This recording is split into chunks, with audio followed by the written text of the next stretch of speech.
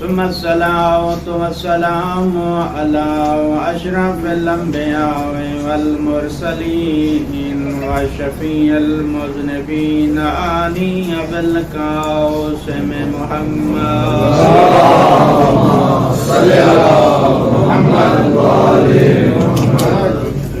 الذين وذهب الله عنهم الرجس وطهرهم تطهيرا اللهم صل على محمد وآل محمد.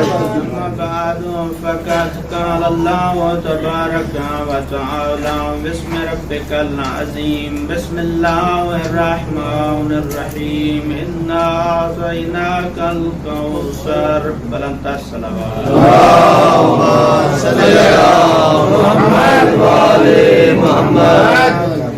سب سے پہلے تمام ان تعریفوں سے اس مالک کائنات خالق لمبر اللہ کے جس کے قبضہ قدرت میں آپ کی اور ہم سب کی جان ہے اور آپ تمام کی خدمت میں آج کے اس پر مسرت دن میں یا یوں کہوں کہ یوم الاکبر میں جناب اصغر کی ولادت خوشی اور مسرت کا موقع کہ جس میں اس شہزادے کی آمد ہے. سب سے پہلے سید الشہداء امام حسین علیہ السلام اور پھر مادر گرامی شہزادے کی خدمت میں ہدیہ تبریک عرض کرتے ہیں کہ آج جس شہزادے کی آمد ہوئی ہے یہ آمد کوئی کام نہیں ہے. یہ یوں کہوں کہ لفظ اصغر بھی اکبر کی شناخت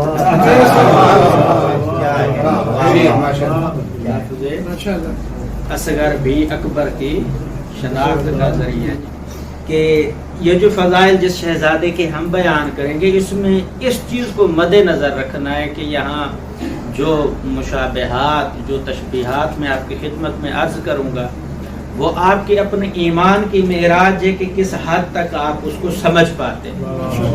ٹھیک ہے نا جی. جس انداز میں میں نے آپ کی خدمت میں عرض کرنا ہے وہ آپ کے اپنے ذہنوں کی سماعت ہے. دیکھتے ہیں کہ اس اصغر کو اکبر کیسے بنانا ہے. جس اصغر کو اللہ نے اکبر بنایا ہے بسم اللہ. تو اللہ نے جو نعمت عظمیٰ ہمیں عطا کی ہے سمجھنا یہ ہے کہ اس شہزادے کی عزت مقام منزلت اور فضیلت کیا ہے. اللہ نے اس شہزادے کی عزت و عظمت کے لیے چند ایک چیزیں جو ان کی ولادت سے پہلے بھی پیش خیمہ جو سبب بنتی ہے. جیسے ہم ذبح عظیم کے لیے کہتے ہیں کہ ابراہیم علیہ السلام نے جب ڈمبے کی قربانی دی یا بیٹے کی قربانی دی تو وہ ذبح عظیم کا اصل مرکز و محور کیا تھی؟ کربلا تھی. امام حسین علیہ السلام. تو جس آیت کو میں نے موضوع بنایا ہے انا اعطیناک الکوثر تو اللہ فرماتا ہے کہ اے رسول ہم نے آپ کو کوثر عطا کیا. کوثر کے مختلف معنی ہیں. میں اس طرف نہیں جاتا ہوں اس وضاحت میں یا اس توضیح میں نہیں جاتا ہوں. کوثر کے مختلف معنی ہیں.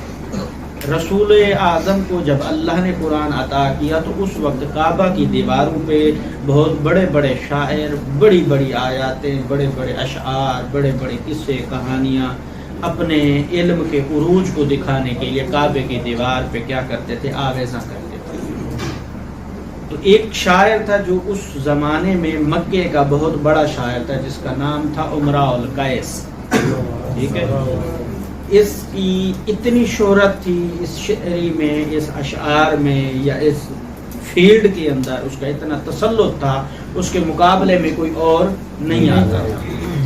تو اس نے کیا کہ تمام وہ شعراء جو ہر ہفتے کے اندر جو یوم دن مقرر تھا اس میں جا کے کیا کرتے تھے وہ شاعری آویزاں کرتے تھے.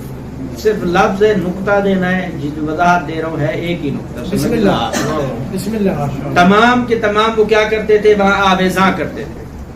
یہ امراء القیس نے بھی اپنے اشعار لکھے 7 سے 6 جملوں کے اوپر مشتمل تھے جا کے کعبے کی دیوار پہ آویزاں کرتے. تو اللہ نے ادھر پیغمبر کو حکم دیا اے رسول یہ چھوٹی سورت جس کی ابھی تلاوت کی ہے یہ اس صغیر سورہ کو جا کے لے کر کعبے کی دیوار پہ آویزاں کر دو اور ان کو کہو کہ کوئی ہے جو اس جیسی سورہ لے کے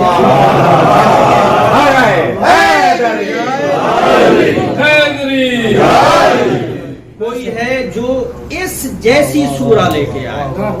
اب وہاں پہ جتنی بھی اشعار تھے، جتنی بھی لائنیں تھیں، کسی کی پرواہ نہیں. اللہ نے بہت بڑے رش میں بہت بڑا چیلنج کر دیا، لیکن چھوٹی چیز سے بڑا چیلنج کر کے لفظوں کی قدر آپ نے کرنی ہے. اللہ نے چھوٹی چیز آویزہ کر کے صغیر چیز کے ذریعے کبیر پیغام پہنچایا. یعنی ان اہل عرب کو بتانا چاہتا ہے کہ لائنیں زیادہ ہونے سے مقام عظمت نہیں ہے، لائنیں زیادہ ہونے سے مقام عظمت نہیں ہے. کہیں دنیا یہ نہ بھول جائے کہ ہم 61 ہجری میں اصغر کو بھیجیں، وہ صغیر نہ سمجھیں.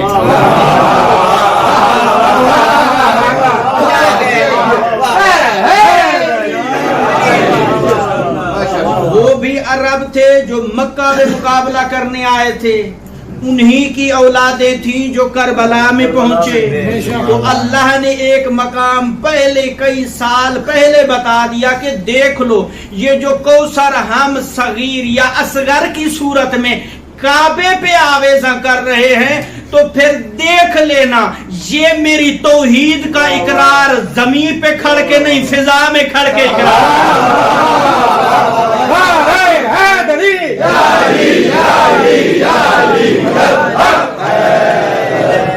اس سورہ کوثر کو بھی اللہ نے دیوار پہ نہیں لگایا، فرش پہ نہیں رکھا، عرش پہ نہیں دکھایا، کعبے کی دیوار پہ آویزاں کر کے بتایا کہ اصغر کو دکھایا ہی وہیں جاتا ہے جس چیز کا وہ وارث ہوتا ہے. اصغر کو دکھایا ہی وہیں جاتا ہے جو جہاں جس چیز کا وہ وارث ہوتا ہے، مالک ہوتا ہے. پھر مسلمان یہ نہ کہیں کہ یہ تو کعبہ ہے جس کی طرف ہم منہ کر کے نماز پڑھتے ہیں. ہم یوں کہیں کہ جن کی طرف تم منہ کر کے نماز پڑھتے ہو، ان 14 کے مجسم کا نام اگر علی ابن ابی طالب ہے تو اس علی ابن ابی طالب کی چھوٹی سی ولایت کا نام ہے علی.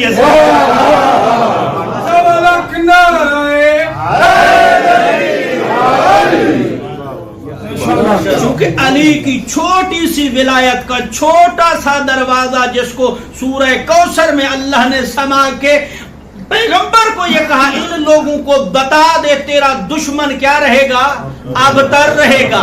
ہم نے تجھے کوثر عطا کی ہے اور یہ کوثر وہاں آخرت میں بھی ہے. جو رسول کے ساتھ رہے وہ بھی صاحب کوثر ہے، جو کعبے میں آئے وہ بھی صاحب کوثر ہے، جو دیوار کعبہ پہ آویزہ ہو وہ بھی کوثر ہے، جو حسین کے ہاتھوں پہ آئے وہ بھی کوثر ہے، جو رسول کے ہاتھوں پہ آئے وہ بھی کوثر ہے. ایک اور منظر کشی کرتے ہیں کہ جب پیغمبر یہ جو عمرہ القیس تھا نا، جب صبح کی طلوع آفتاب سے پہلے آیا تو دیکھا سورہ کوثر کو دیکھتا ہے. دیکھنے کے بعد ہر کوئی چھپ چھپ کر اپنے تمام اشعار چرا کے لے کے بھاگنے لگا.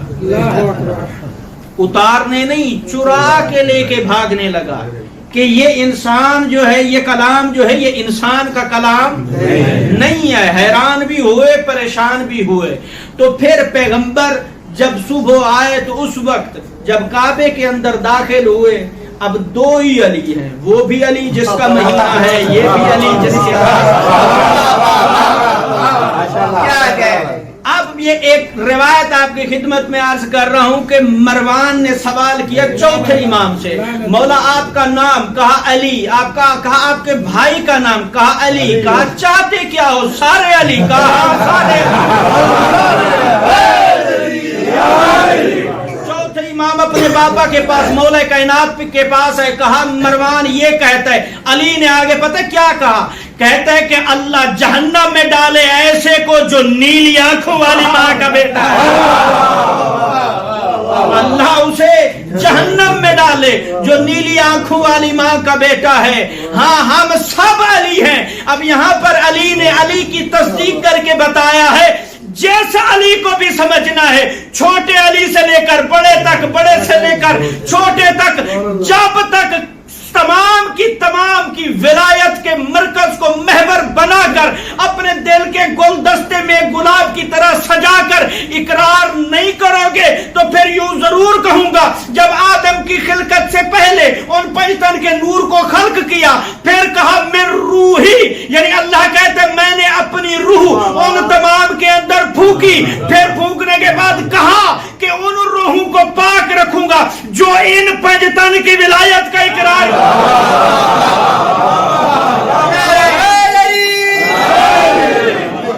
जो इन पंचतन की रूहों का इकरार करेंगे। तमाम रूहों ने शऊर की हालत में उनका इकरार किया। अब यूं कहूं कि जब रूहें थी, जब ये पंचतन थे, पंचतन के गुलदस्ते में असगर भी तो शामिल था।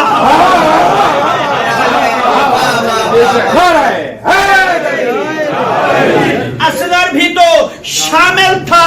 फिर जब तक अगर असगर की विलायत का भी इकरार नहीं किया तो अल्लाह कहता फिर किसी की विलायत का इकरार नहीं किया। चूंकि हैं जो सारे अली, अल्लाह ने फैसला तय करके बता दिया है, असगर हो अली, अकबर हो अली, औसत हो अली, फर्क नहीं करता। क्योंकि मेरा पैगंबर कहता है अव्वलुना अली, आखिरुना अली, अव्वलुना मोहम्मद, आखिरुना मोहम्मद।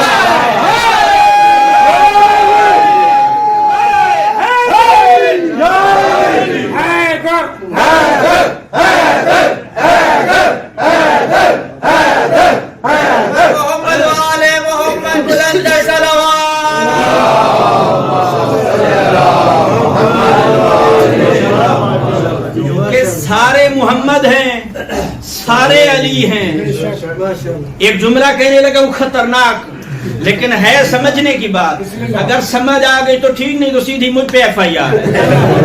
ठीक है ना जी। हाँ, पैगंबर ने कहा, मैं कहता हूं सारी जिंदगी भी सलाला वाले आप कमा कमा के थक गए, इस जुमले की कीमत अदा नहीं कर पाएंगे। मैंने ये जो जुमला अर्ज करने लगा हूं लफ्जों के साथ और अकल के साथ, शऊर के साथ। अब सुनना है। अब पैगंबर की यह हदीस है, अव्वलुना अली, औसतुना अली, आखिरुना अली, अव्वलुना मोहम्मद, औसतुना मोहम्मद, आखिरुना मोहम्मद, कुल्लुना मोहम्मद। अब जो दावा खत्म नबूवत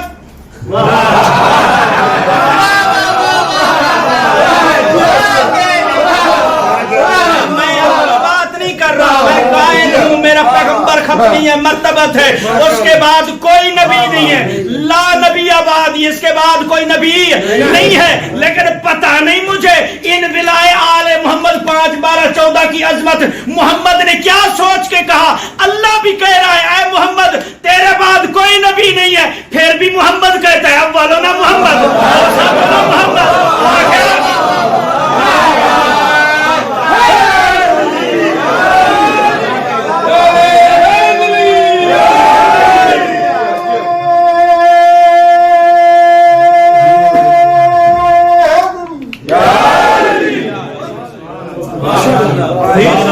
होगी हैं कि मेरे बाद नबी भी कोई नहीं है। फिर सवाल करना तो बनता है ना, ऐ मोहम्मद, एक मोहम्मद भी पूरे मक्के हिजाब को हजम नहीं हो रहा था, 14 मोहम्मद तूने अता कर,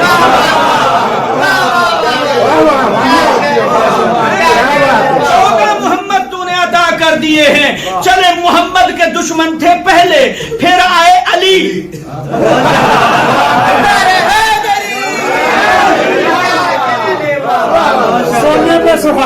क्या बात है जी।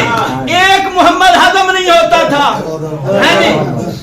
इकरार मोहम्मदियत न ले, इसका मतलब ये था उन जालिमों को भी पता था, जो अबू जहल थे, जो अबू लहब थे, जो अक्ल कुल के साथ जाहिल थे, जहां पर जहालतों का मरकज था, इधर से विलायत और इल्म का मरकज था। उनको भी पता था कि आज अगर इस एक मोहम्मद की विलायत का इकरार कर लिया तो इनके सारे मोहम्मद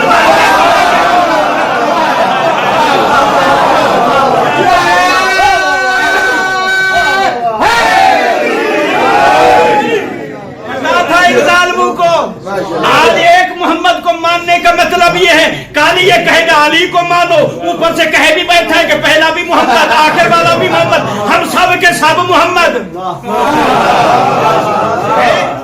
एक मरहला हो गया यहाँ पे। अब आगे चलते हैं। देखिए अल्लाह ने इस असगर को हर मकाम पे अकबर करके दिखाया है। इस असगर को हर मकाम पे अकबर करके दिखाया है।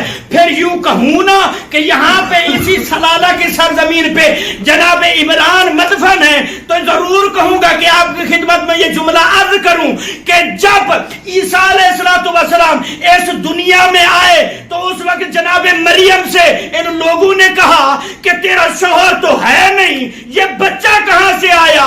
जनाब मरियम खामोश रही, कहा मैं नहीं बोलूंगी, असगर बोलेगा।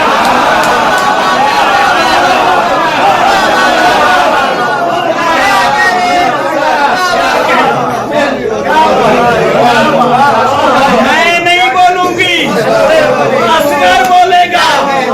तो फिर मैं यूं कहूं कि मरियम की पाक दामनी भी असगर का सदका है। न बोले आपकी मर्जी, खुदा की कसम। अब यूं कहूं कि मरियम की पाक दामनी भी असगर का सदका है। अब यूं कहना कहीं बेजा नहीं होगा कि असगर न होता, मरियम की पाक दामनी साबित न होती।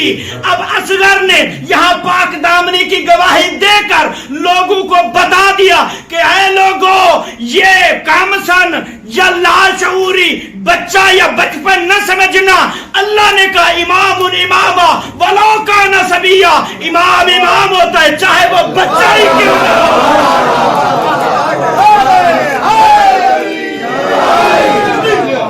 हाँ, चाहे बच्चा ही क्यों ना हो।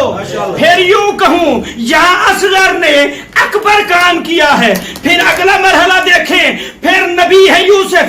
जुमला यहाँ पे आखिरी बंदे तक तवज्जो हो। यहाँ पे इस जुमले से जरूर हमें वाज़ेह हो जाना चाहिए कि असगर ने क्या किया है? अकबर काम किया है। असगर ने अकबर काम किया है। लफ्ज़ असगर भी शनाख्त अकबर है, चूंकि अगर असगर न होता तो फिर अकबर का पता